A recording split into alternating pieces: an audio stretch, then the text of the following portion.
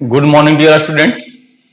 तो चलिए हम लोग का जो टॉपिक बायोमोलिक्यूल चल रहा था और उस बायोमोलिक्यूल में हम लोगों ने एंजाइम के पोर्शन को काफी कंप्लीट किया था। अब इस एंजाइम के टॉपिक में हमारा एक लास्ट टॉपिक बचा हुआ है, क्लासिफिकेशन ऑफ एंजाइम। तो आज हमारा यही हेडिंग होगा। तो today is our heading is classification of enzyme.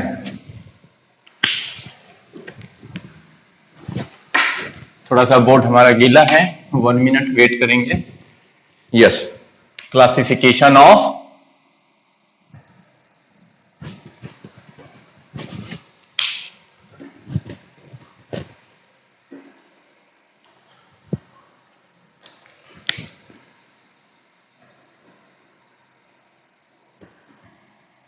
Classification of enzyme. देखिए बेटा, जो एंजाइम है उनके फंक्शन के अकॉर्डिंगली उनको 6 क्लासेस में हम लोग क्लासिफाइड करते हैं। ओके, तो लिखेंगे हम लोग enzymes are classified into 6 classes. वो 6 क्लासेस दैट मीन्स की एक है, सबसे पहले हम लोग किसके किसके बारे में जानेंगे, ट्रांसफरेज एंजाइम है, इसके नाम के अकॉर्डिंगली जो है वह यह काम करता है। ठीक है, या सबसे पहले ऑक्सीडो रिडक्टेज देखते हैं हम लोग। ऑक्सीडो रिडक्टेज और सेकंड में करते हैं हम लोग ट्रांसफरेज, थर्ड में करते हैं हम लोग हाइड्रोलेजेज और फोर्थ में लाइएज और फिफ्थ में आइसोमेरेज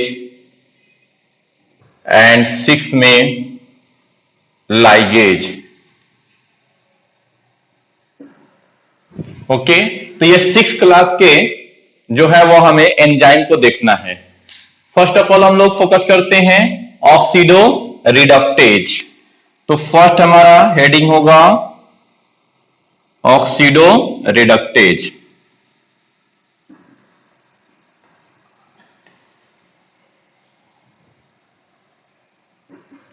यह एक ऐसा एंजाइम है कि जो ऑक्सीडेशन रिडक्शन का प्रोसेस कराता है।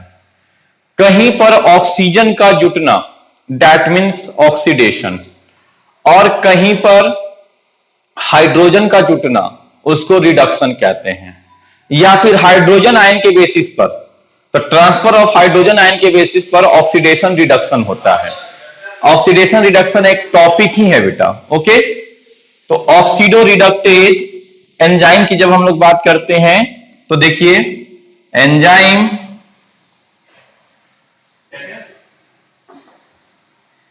that catalyze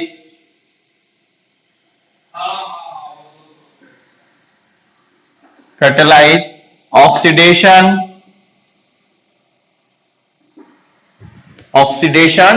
रिडक्शन, यानी ऑक्सीडेशन और रिडक्शन का प्रोसेस जो है ऑक्सीडेशन रिडक्शन रिएक्शन, और या इसी को involving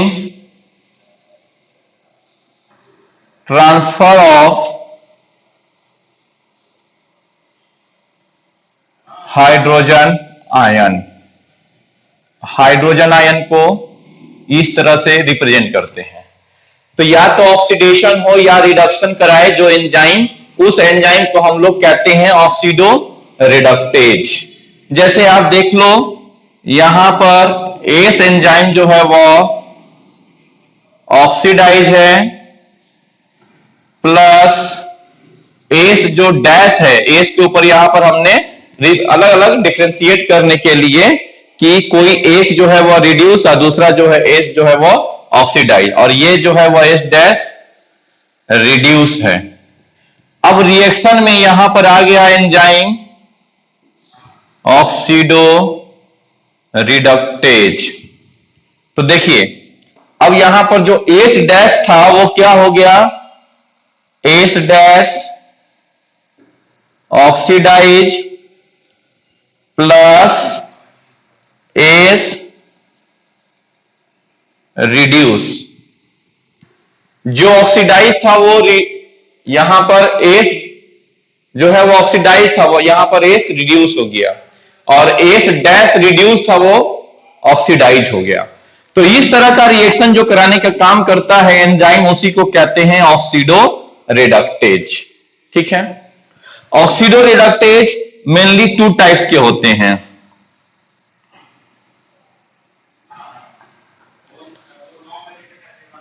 oxido reductase are two type, एक होगा ऑक्सीडेज एंजाइम और दूसरा होगा डिहाइड्रोजिनेज एंड रिडक्टेज। और नहीं है, एंड है। अब आप सोचेंगे सर तो थ्री टाइप्स तो हो गए, ऑक्सीडेज, डिहाइड्रोजिनेज एंड रिडक्टेज। नहीं, ऑक्सीडेज का मतलब ऑक्सीडेशन कराता है। ऑक्सीडेशन का मतलब जहां पे ऑक्सीजन आयन का जुटना या हाइड्रोजन आयन का आके जुटना, तो उसको कहते हैं ऑक्सीडेशन। डिहाइड्रोजिनेज का मतलब हुआ कि जिसमें से हाइड्रोजन निकला है, और रिडक्टेज का मतलब है जहां पे हाइड्रोजन आके जुटा है। तो हाइड्रोजन का जुटना और निकलना ये दोनों एक क्लास में, और ये एक, तो ये ऑक्सीजन से है और ये हाइड्रोजन से है, इस वजह से ये टू टाइप्स के। अब जैसे इसके एग्जांपल के रूप में समझने के लिए आपको मैं दे रहा हूं, ये 6th क्लास तो आप एक बार रिवाइज कर लिए, देख लिए। आइए अब इसकी बारी बारी देखते हैं हम लोग।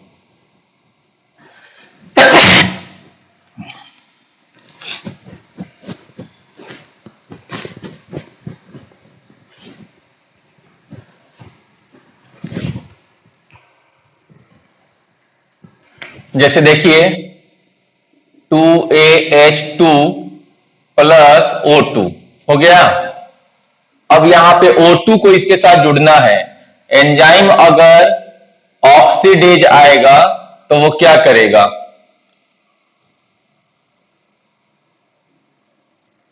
A2 प्लस 2H2O, A2 निकल गया वहां से, और जब A2 निकल गया, A2 या यहां पे 2A कर सकते हैं, ये ऐसे कर दीजिए 2A, और 2H2 ऑक्सीजन आके जुटा ना इसमें, तो ये हो गया ऑक्सीडेज। दूसरा आप एग्जाम्पल के रूप में जैसे क्या होता है, अल्कोहल प्लस NAD, ये कन्वर्ट हो जाएगा एल्डिहाइड प्लस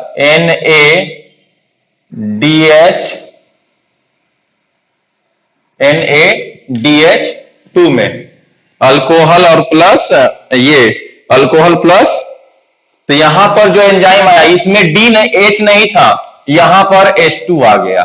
तो इसमें से अल्कोहल में से H2 को निकाल करके, यानी हाइड्रोजन को निकाल के जोड़ दिया किसमें, NAD में। तो अल्कोहल का क्या हुआ, डिहाइड्रोजिनेज। तो इसीलिए इस एंजाइम का नाम है, उसको ब्लू कलर से मैं लिखता हूं, अल्कोहल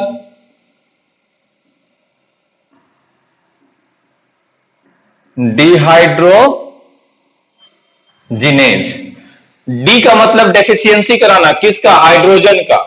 तो यहां पर देखो अल्कोहल में से हाइड्रोजन को निकाल करके जोड़ दिया है NADH में। तो अल्कोहल से हाइड्रोजन को निकाला तो डी से, यानी डिफिशियंसी किसके ऊपर, तो अल्कोहल से, इसलिए इसका नाम है अल्कोहल डिहाइड्रोजिनेज। तो अल्कोहल में से हाइड्रोजन को निकाल करके ऐड कर दिया है NADH2 में, तो जो बचा हुआ पार्ट अल्कोहल वो एल्डिहाइड ग्रुप में हो गया। तो ये बात आपको थोड़ा सा ध्यान में ये लेके चलना है। तीसरा एग्जांपल देखिए, रिडक्टेज। ठीक है, रिडक्टेज क्या काम करता है, रिडक्शन, यानी यहां पर A हो गया प्लस 2H, और ये कन्वर्ट हो जाएगा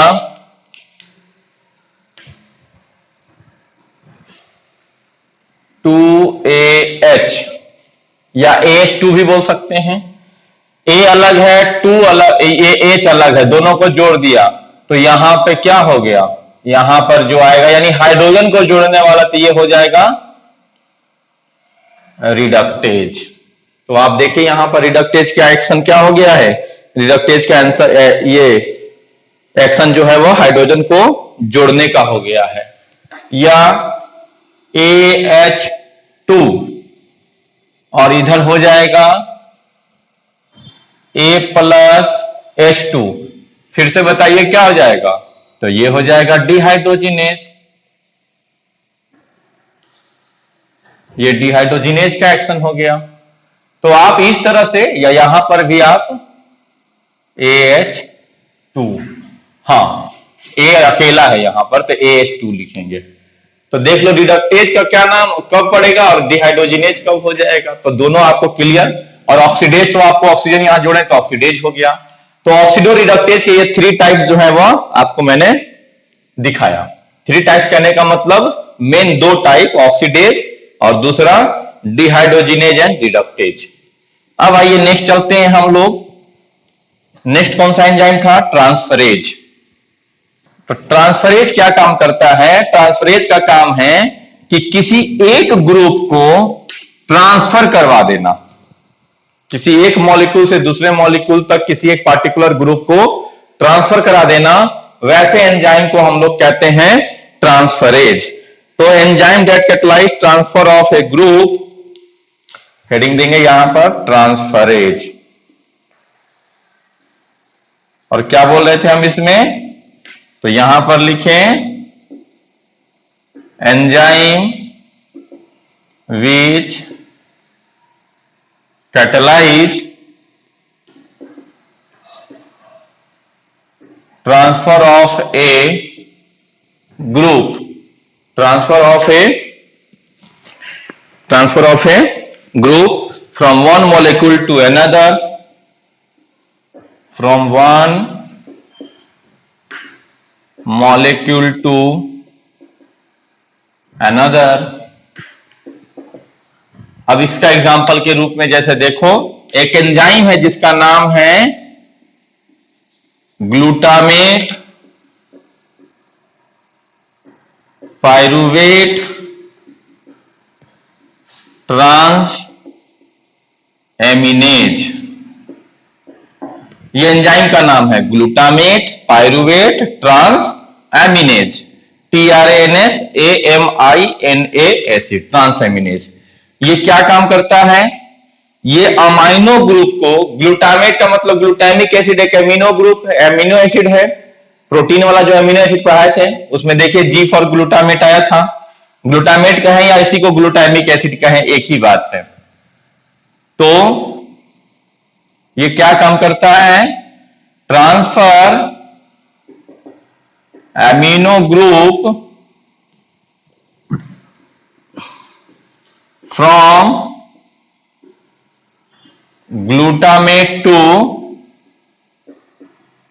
pyruvate, इसीलिए इसका नाम है ग्लूटामेट पायरुवेट ट्रांसएमिनेज। यानी ग्लूटामिक एसिड से, और ट्रांस मतलब ट्रांसफर करना, और किसका, एमिनेज, यानी एमिनेज का मतलब अमाइनो ग्रुप का। तो यहां पर ये नाम में ही बहुत कुछ छिपा होता है, बायोलॉजी में यही चीज है, नाम को तोड़ोगे आपको उसका आंसर अपने आप मिल जाएगा। ट्रांस मतलब ट्रांसफर, एमिनेज का मतलब अमाइनो ग्रुप, एमिनो, AMINO, ठीक है ना। अब चूंकि AAC लगता है एंजाइम के लिए तो यह एक एंजाइम हो गया। और एमिनेज यानी अमाइनो ग्रुप को किससे ट्रांसफर करना है, तो ग्लूटामेट से पायरुवेट तक, तो पूरा नाम पड़ गया ग्लूटामेट पायरुवेट ट्रांस एमिनेज। तो इस तरह का ये एक एंजाइम। और इसी को इस तरह से भी लिख सकते हैं, जैसे देखो एस, और यहां एस के साथ कोई ग्रुप है G, और यहां पर एस डैश है, यहां पर आ गया एंजाइम ट्रांस एमिनेज।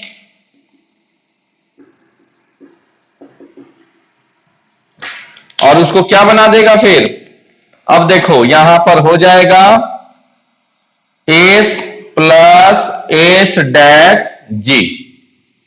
तो जो G पहले एस के साथ अटैच था, अब वो G ट्रांसफर होकर कहां चला गया है, एस डैश के साथ अटैच हो गया, और ये एस अकेला हो गया है। तो अब समझे, तो ये ट्रांसफर किया, ये एक ग्रुप है, जी का मतलब कोई एक ग्रुप है, कोई भी एक फंक्शनल ग्रुप, उसको ट्रांसफर किया है एस से एस डैश के ऊपर।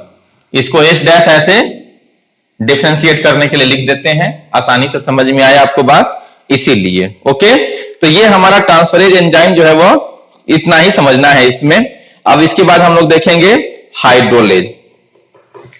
तो हाइड्रोलेज में अब आइए,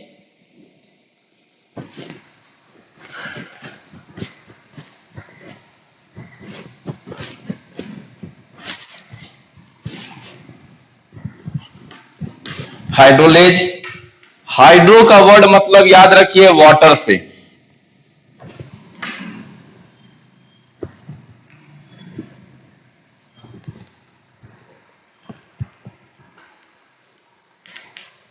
अब देंगे हम लोग heading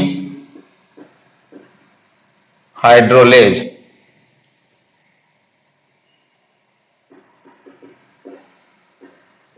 enzyme that catalyze hydrolysis of bond like, तो कौन से बॉन्ड का हाइड्रोलिसिस करना, तो like ether, ester bond, glycosidic,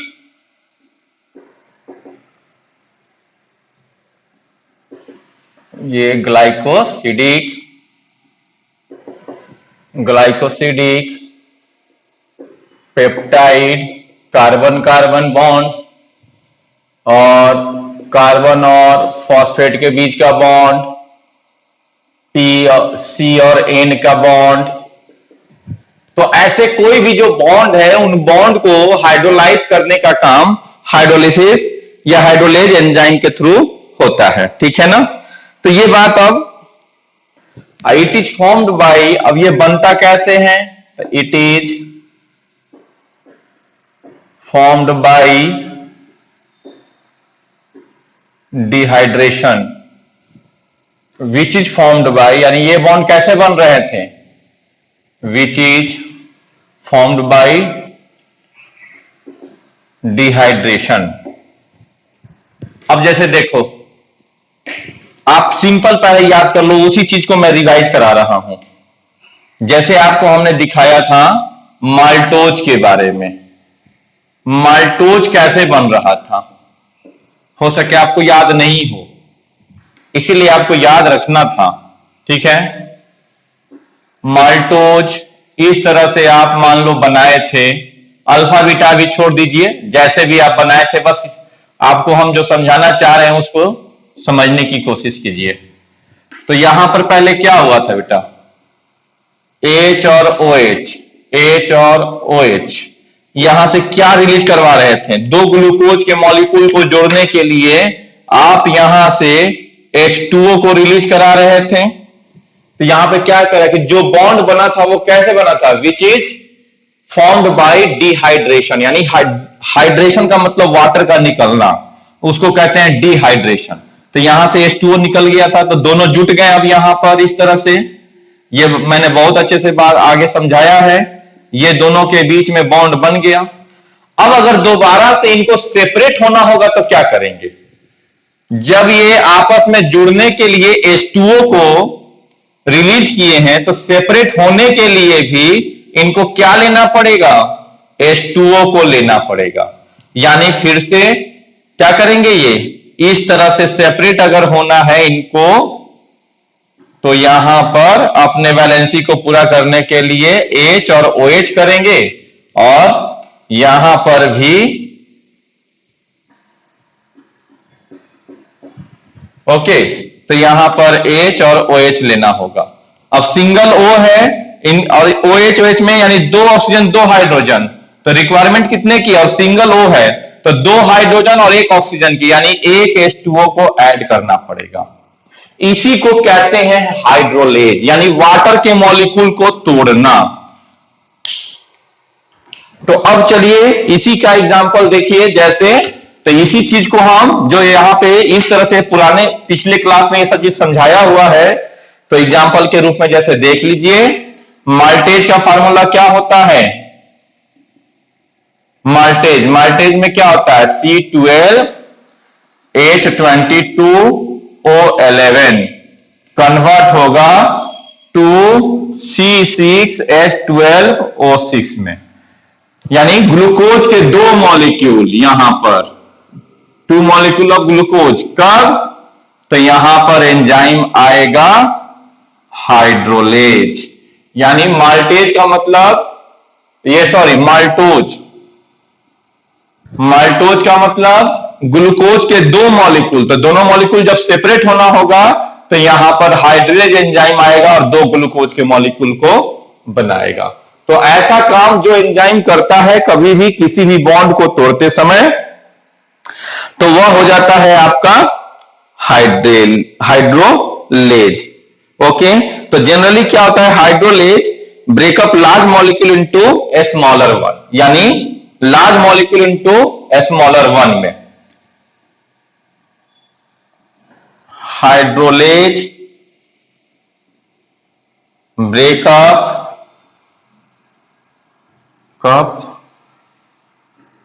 large molecule into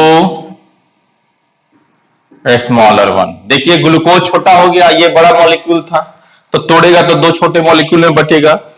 जैसे अमीनो एसिड जुड़ करके प्रोटीन बनते हैं, और वही प्रोटीन जब टूटेगा तो हमें अमीनो एसिड देगा। तो दो अमीनो एसिड जुड़ने के लिए क्या हो रहा था? एक H2O निकल रहा था, और फिर से दो अमीनो एसिड का सेपरेट होना था तो एक H2O वापस लगेगा उसमें। इसी को कहते हैं हाइड्रोलेज। ओके, अब आइए नेक्स्ट, हाइड्रोलेज हो गया हमारा, ऑक्सीडोरिडक्टेज हो गया, ट्रांसफरेज हो गया। अब उसके बाद में है लाइएज एंजाइम। लाइएज एंजाइम क्या कहता है हमारा?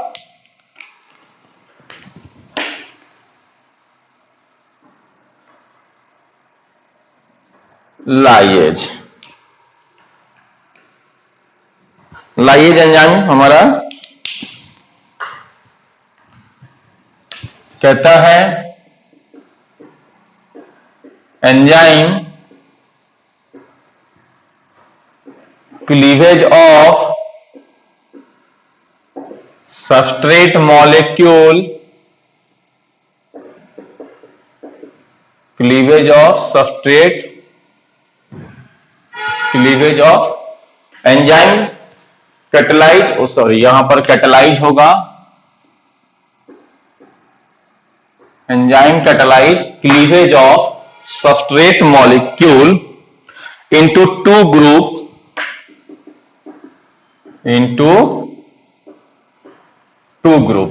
ठीक है, और जो दो ग्रुप में बटेगा तो जहां से एक ग्रुप निकला है वहां पे डबल बॉन्ड आएगा, तो क्लीवेज इनटू टू ग्रुप, दो ग्रुप में वो बांटेगा, और विदाउट यूज ऑफ वाटर। और यहां पर विदाउट यूज ऑफ वाटर, जब टूटेगा तो वहां पे वाटर का मॉलिक्यूल को यूज नहीं करेगा।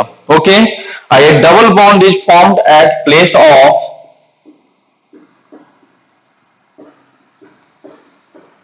a double bond is formed at place of cleavage substrate या क्लीवेज साइट। तो जहां पे क्लीवेज हुआ है वहां पे अब डबल बॉन्ड का क्लीवेज, जहां पे क्लीवेज ग्रुप या रिमूवल ग्रुप या क्लीवेज साइट, वहां पे डबल बॉन्ड का फॉर्मेशन होगा।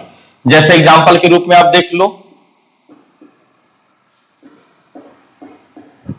यह एक कंपाउंड है, कार्बन कार्बन है, और इस कार्बन के ऊपर एक X है और इसके ऊपर Y, मतलब कोई फंक्शनल ग्रुप है, और यहां पर एंजाइम आ गया लाइएज।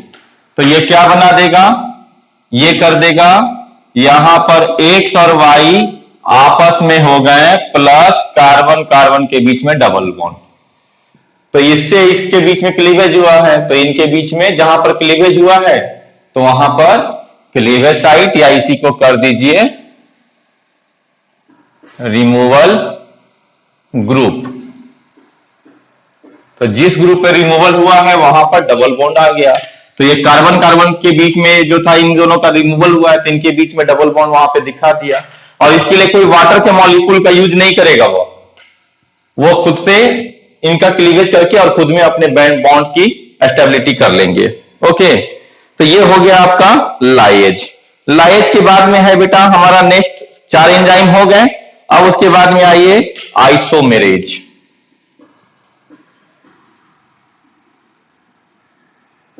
आपका ऑर्गेनिक केमिस्ट्री नहीं हुआ है, नहीं तो आइसोमर्स के बारे में आप अच्छे से समझते हैं कि आइसोमर्स क्या होता है। पहले आइसोमेरेज समझने के पहले आपको आइसोमर्स बता दूं। जब दो कंपाउंड का केमिकल फॉर्मूला सेम हो लेकिन उनके स्ट्रक्चर अलग अलग हो, तो वो दोनों एक दूसरे के आइसोमर्स कहलाते हैं। आइसोमर्स कहने का मतलब होता है दो कंपाउंड का केमिकल फॉर्मूला सेम हो। जैसे आप देख लो ग्लूकोज का एंड गैलेक्टोज का, इन दोनों का केमिकल फॉर्मूला सेम है C6H12O6, C6H12O6, लेकिन स्ट्रक्चर अलग अलग है। तो ग्लूकोज हो, गैलेक्टोज हो, या मैनोज हो, या फ्रुक्टोज हो, ये सभी का केमिकल फॉर्मूला सेम है। सभी में C6H12O6, इसका भी C6H12O6 ही होता है। केमिकल फॉर्मूला सबका सेम है लेकिन स्ट्रक्चर सबका अलग अलग हम लोगों ने बना के देखा था, यानी दीज आर आइसोमर्स, ये सभी आइसोमर्स हैं। तो ऐसा कोई भी कंपाउंड जिसमें इस तरह का देखने को मिलेगा उसको हम लोग कहते हैं आइसोमर्स। तो ये देख लिया हम लोग। अब तो इसी का डेफिनेशन हम लोग देखते हैं क्या है। तो isomerase enzyme catalyze, enzyme catalyze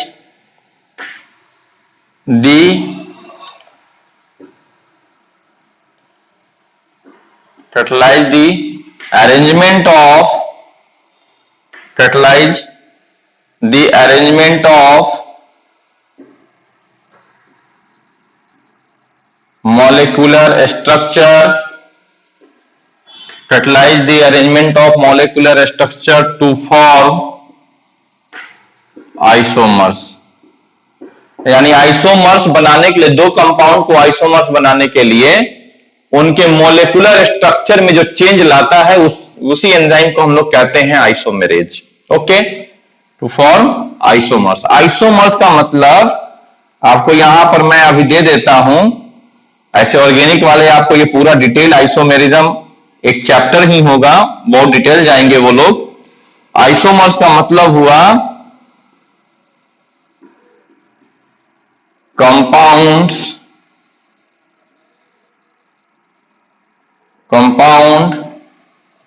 the molecular,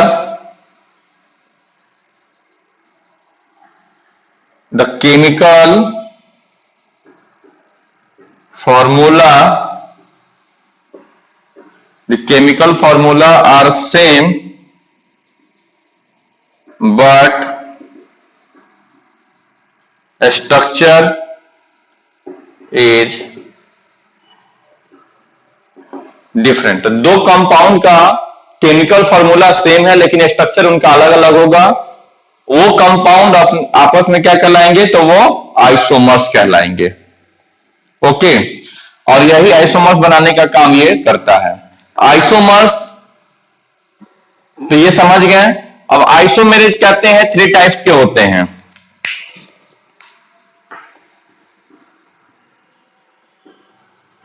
isomerase 3 types, epimerase, mutase and isomerase, ये 3 टाइप्स के होते हैं। कौन कैसे कैसे देखिए बताते हैं। बहुत छोटे छोटे में है, बहुत ज्यादा परेशान होने की बात नहीं है इसमें।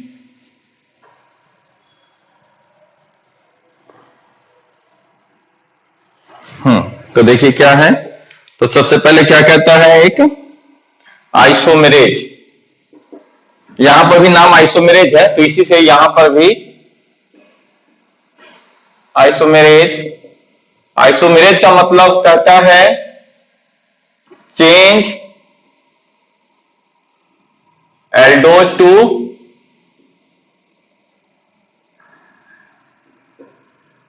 एल्डोज या एल्डिहाइड ग्रुप से कीटोज ग्रुप में, या और कीटोज ग्रुप से एल्डिहाइड ग्रुप में जो चेंज करता है उसको कहते हैं हम लोग।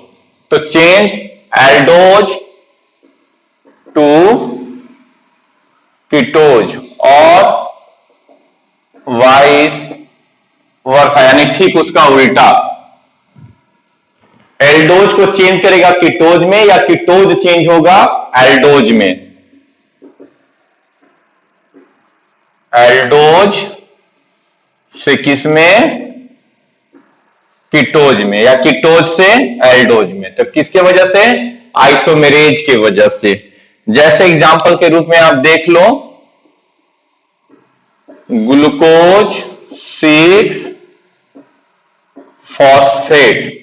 ग्लूकोज क्या है? एल्डोज है। OAC लगा है, मतलब क्या है? शुगर की बात हो रही है।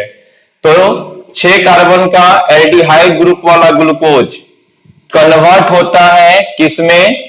तो फ्रुक्टोज 6 फॉस्फेट में, फ्रुक्टोज 6 फॉस्फेट। और फ्रुक्टोज क्या है बेटा? कीटोज ग्रुप है। ये एल्डोज हुआ तो ये फ्रुक्टोज कीटोज हुआ। ओके, तो ये स्ट्रक्चर एक देख लिए हम लोगों ने, एक एग्जांपल देखा इसका। दूसरा कहता है सेकेंड, आइसोमेरेज के बाद में है एपीमरेज, यानी जो एपीमर्स पे काम करता है। आइसोमेरेज के बाद में है सेकेंड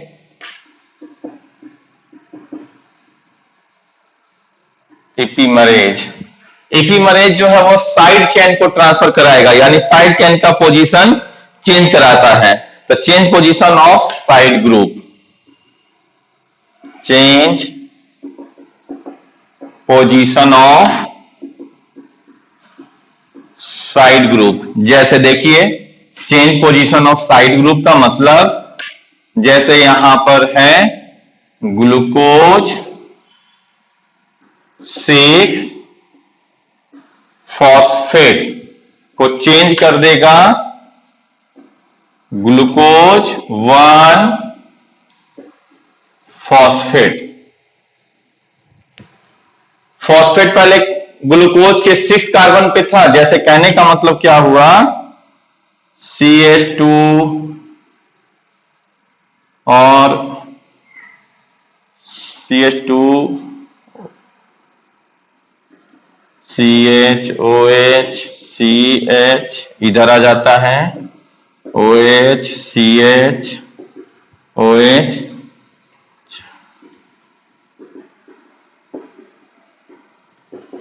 P। ये 6 नंबर कार्बन पे फॉस्फेट आया है और ये चेंज होकर के अब CH2OP 4 नंबर कार्बन पे हो जाएगा। 1 2 3 4 5 और ये CH2OH। यहां पे 6 नंबर कार्बन पे 1 2 3 4 5 और 6, ये फॉस्फेट ग्रुप। यहां पे ये जो फॉस्फेट है, फॉस्फेट का फॉर्मूला क्या होता है? H3PO4, जिसे शॉर्ट में हम लोग क्या लिख देते हैं? इस तरह से फॉस्फेट लिख देते हैं। तो 6 नंबर पे है, इसलिए इसका पूरा नाम है ग्लूकोज 6 फॉस्फेट, जो चेंज होकर के चला गया है 1 पोजीशन पे, तो ग्लूकोज 1 फॉस्फेट। तो यहां पे जो एंजाइम काम किया वही है एपीमरेज। ये हो गया एपीमरेज। और थर्ड में जो है वो है म्यूटेज। एपीमरेज के बाद में थर्ड में म्यूटेज। Isomerase, एपीमरेज and म्यूटेज। म्यूटेज का काम क्या है? तो म्यूटेज जो है वह चेंज करता है position of carbon group, change position of carbon group. जैसे जाइलुलोज 5 फॉस्फेट कन्वर्ट होता है राइबोलोज 5 फॉस्फेट में, ठीक है। पी लिखने का मतलब फॉस्फेट समझिएगा कहीं पर भी। तो चेंज किया ना, यहां जाइलुलोज था, यहां पे राइबोलोज हुआ, तो कार्बन के ग्रुप को चेंज कर दिया तो वो राइबोलोज हो गया। दोनों 5 कार्बन वाले ही हैं, जाइलुलोज भी 5 कार्बन का शुगर है, ये भी 5 कार्बन का शुगर है। तो ये हो गया, ये तीनों का एग्जांपल आइसोमेरेज। अब एक लास्ट में हमारा लाइएज। लाइएज, लाइएज क्या कहता है? लाइएज जो हमारा एंजाइम है, लाइएज का मतलब होता है, सॉरी लाइएज हो गया, लाइगेज। लाइगेज का मतलब होता है जोड़ने वाला, लाइएज का मतलब होता है तोड़ने वाला। कहीं पर भी ये नाम आगे आएगा आपको, ठीक है ना। डीएनए लाइगेज, ठीक है ना, डीएनए गायरेज, ये सब आपको क्लास 12 में बहुत एंजाइम का नाम आने वाला है। तो यहां पर चलो देखो लाइगेज। लाइगेज हमारा क्या है? तो ये हमारा जो है वह एंजाइम जो है वह कैटलाइज करता है दो बॉन्डिंग को जोड़ने के लिए।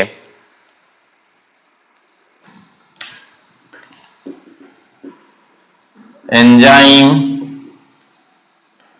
कैटलाइज दो गो बॉन्ड को जोड़ेगा आपस में, यानी बॉन्ड बनाएगा तो वो कैटलाइज हुआ। तो enzyme catalyse bonding of two molecule, दो मॉलिक्यूल के बीच में बॉन्ड जो बनाएगा वो हो जाएगा आपका लाइगेज। और काम कैसे करेगा? With help of ATP. कुछ बनाने के लिए एनर्जी का खपत, कहीं पर बॉन्ड बन रहा है इसका मतलब एनर्जी लगेगा, और बॉन्ड टूट रहा है मतलब एनर्जी रिलीज होगी। जनरली ऐसा ही होता है। तो दो मॉलिक्यूल के बीच में बॉन्ड बनाने का मतलब है कि एनर्जी लगेगा, और हमारे बॉडी में एनर्जी का करेंसी एटीपी है। तो एटीपी के रूप में क्या करेगा? वो खर्च करेगा। जैसे आप देख लो, तो जैसे कोई भी बॉन्ड कार्बन और ऑक्सीजन के बीच में बॉन्ड बनाएगा, ठीक, कार्बन और सल्फर के बीच में, कार्बन और नाइट्रोजन हैलाइड जो भी होते हैं उसके बीच में बनाएगा, या फॉस्फेट के बीच में बनाएगा। ऐसा कोई भी जो बॉन्ड बना रहा है वह लाइगेज है, ठीक, वह एंजाइम की मदद से ऐसा हो रहा है। और एग्जाम्पल के रूप में जैसे देख लीजिए, एक पायरुवेट जो है 3 कार्बन का होता है, या पायरुविक एसिड जिसे हम लोग कहते हैं। तो pyruvic acid plus CO2 plus ATP, ये pyruvic acid CO2 plus ATP और प्लस H2O भी, ये कन्वर्ट हो जाते हैं oxalo acetic acid plus ADP में। तो CO2 को जोड़ दिया पायरुविक एसिड में, क्योंकि पायरुविक एसिड 3 कार्बन का और ऑक्सैलो एसिटिक एसिड 4 कार्बन का। तो एक कार्बन इसके साथ जुटा, कार्बन जुटने के साथ साथ ऑक्सीजन और हाइड्रोजन आयन की भी जरूरत होगी, तो उसको भी जो है वह जोड़ दिया। तो यहां पर इस तरह से काम जो है, और एनर्जी के रूप में क्या खर्च किया? एटीपी। एटीपी टूट करके क्या हो गया? एडीपी प्लस पीआई में कन्वर्ट हो गया। तो ये काम लाइगेज का है। अब एंजाइम की सारी बातें जो है वो हम लोगों ने कंप्लीट कर ली है, एंजाइम की सारी बातें हो गई है, ये पूरा चैप्टर हमारा कंप्लीट हो गया। अब आपके एक दो कुछ डाउट वाली बातें जो है उसको भी हम लोग यहां पर अभी डिस्कस कर लेते हैं, ठीक है। हमारा बायोमोलिक्यूल का चैप्टर कंप्लीट। आपको अपने टेस्ट के लिए क्या करना है कि पूरा का पूरा जो नोट्स है आपको 2 to 3 टाइम्स आपको उसको रिवीजन करने हैं। Then after you have to recover your NCERT book 1 to 2 times thoroughly and practice on the MCQ. Tomorrow I will send some MCQ practice sheet and you have to practice on this sheet, okay? And I think you will get very good score in your major test, and this is very important for your this chapter, because this chapter is directly connected to class 12th and class 11th other chapter. Here we are saying that pyruvic acid, oxaloacetic acid, these all names are come in our plant physiology chapter. plant physiology, that means ki photosynthesis, respiration in plant, and these various types of enzyme will also come in upcoming chapter. So please focus on this chapter because this is very interlinked chapter to other topic. Okay, तो अब हम लोगों ने ये chapter को complete किया है, उसके बाद हम लोग अब चलते हैं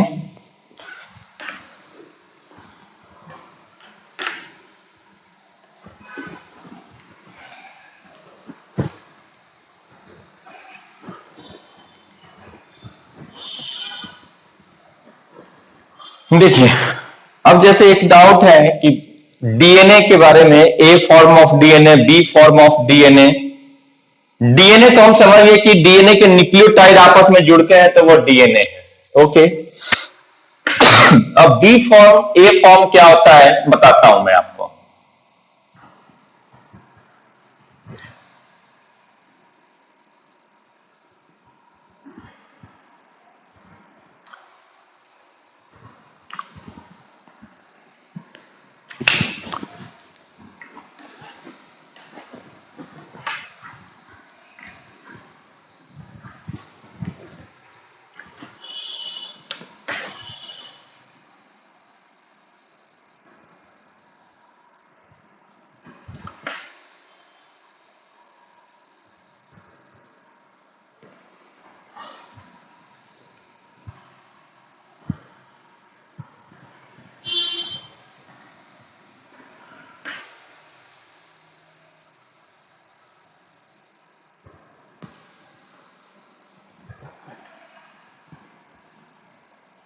डबल हेलिकल स्ट्रक्चर बनाना है हम लोगों को, थोड़ा सा इसमें लगता है। हाँ, अब आएगा।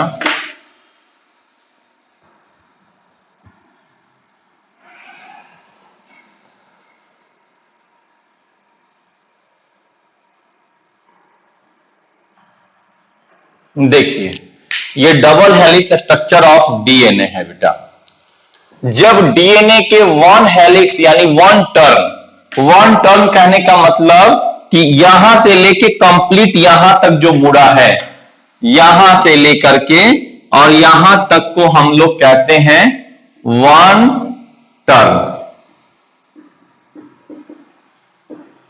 और इस वन टर्न में कंप्लीट 10 बेस पेयर होते हैं, यानी 1 2 3 4 5 6 7 8 9 और 10। अब बेस पेयर में क्यों बोलते हैं? बेस पेयर बोलने का मतलब क्या हुआ? बेस पेयर का मतलब कि मान लो इधर ए है तो इधर क्या होगा बेटा? इधर टी होगा। इधर जी है तो इधर सी, इधर सी है तो इधर जी, फिर ए है तो टी, या टी है तो ए, और फिर सी है तो जी। कुछ भी आप लिख सकते हैं समझने के लिए, जी जी और सी, सी सी और ए और टी। तो इधर कितने न्यूक्लियोटाइड है? 1 2 3 4 5 6 7 8 9 10। अगर 10 इधर है तो 10 इधर भी होगा, तो पेयर में आ गया ना। और बेस क्यों? क्योंकि ये सभी नाइट्रोजिनस बेस है। डीएनए 3 चीज से मिलकर बना है, पेंटोज शुगर यानी डीऑक्सीराइबोज शुगर से, फॉस्फेट ग्रुप से और नाइट्रोजिनस बेस। तो यहां पर ये जो जितना नाइट्रोजिनस बेस इस साइड है उतना ही नाइट्रोजिनस बेस इस साइड होंगे। और जब वन हेलिक्स बराबर वन हेलिक्स या वन टर्न इक्वल टू कहेंगे, one turn equal to 10 base pair, उसी को कहते हैं बी डीएनए। जब ये 12 होगा तो उसको हम लोग क्या देंगे? Z form of DNA. 9 होगा तो ए। तो डीएनए जो है वह इस तरह से होते हैं, ए डीएनए, बी डीएनए, सी डीएनए, डी डीएनए और जेड डीएनए। जिसमें से ए डीएनए जो होता है वो नेचुरल डीएनए है, यही डीएनए हमारे बॉडी में होता है, natural B form of DNA. साथ ही साथ जो बी डीएनए है, यानी वाटसन एंड क्रिक, दो साइंटिस्ट जिन्होंने डीएनए के मॉडल को या स्ट्रक्चर को दिया था, वो बी फॉर्म ऑफ डीएनए है। तो वाटसन एंड क्रिक कौन सा डीएनए दिए थे? B form of DNA. और चूंकि ये आप लोगों को क्लास 12 का टॉपिक है, मोलिकुलर बेसिस ऑफ इनहेरिटेंस में types of DNA, form of, इसमें भी राइट हैंडेड, लेफ्ट हैंडेड, अभी बहुत सारा कुछ होता है इसमें, वो आपको अभी नहीं जानना है। अब चूंकि आप कोई एमसीक्यू में आपको आ गया होगा, आपको डाउट लगा होगा, लेकिन ये टॉपिक यहां का नहीं है। आप कोई भी एनसीईआरटी का भी बुक निकाल के देख सकते हैं, ये क्लास 12 में आपको पूरा डिटेल, वैसे आपको हम पूरा चीज पढ़ा चुके हैं, ठीक है, लेकिन फिर भी आपको एक बार रिवाइज कर दिए यहां पर कि बी फॉर्म ऑफ डीएनए का मतलब कि 1 हेलिक्स बराबर 10 बेस पेयर। अब यहां पर इसकी जो एक हेलिक्स का साइज जो होगा वो कितना होगा? 1 हेलिक्स यानी 1 टर्न बराबर होता है 34 एंगस्ट्रॉम, यहां से यहां तक का साइज। तो अब आप पूछ सकते हैं कि दो बेस पेयर के बीच का साइज कितना होगा?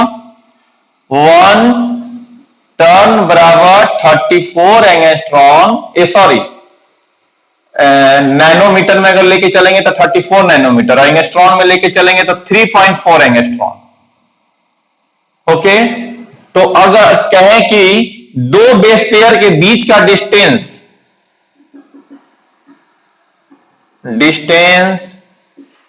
बिटवीन